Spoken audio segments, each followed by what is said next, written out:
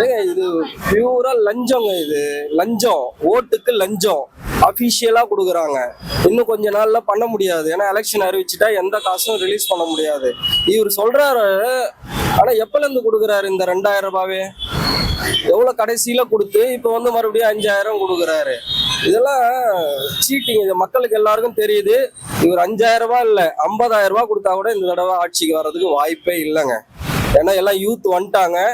நான் இந்த கட்சிக்கு அந்த கட்சிக்குன்னு சொல்ல, கண்டிப்பா விஜய்க்குன்னு ஒரு அலை. விஜய் ஜெயிக்கிறாரா தோக்குறாராலாம் தெரியாது. யங்ஸ்டர்ஸ் வாட்ச் பண்ண ஆரம்பிச்சிருக்காங்க.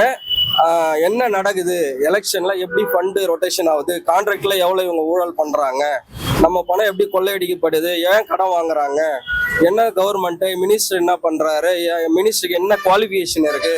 இப்போ அண்ணாமலை மாதிரி ஆளுங்க எல்லாமே நிறைய யங்ஸ்டர்ஸ் இப்போ படிச்சுட்டு நிறைய கவனிக்கிறாங்க, சென்ட்ரல் பாலிடிக்ஸ் பாக்குறாங்க.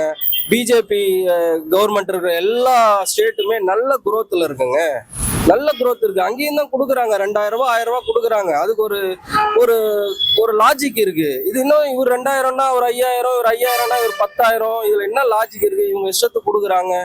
இதெல்லாம் ரொம்ப அநியாயம். இதெல்லாம் கோர்ட்டு தலையிட்டு தான் சரி பண்ணணும்.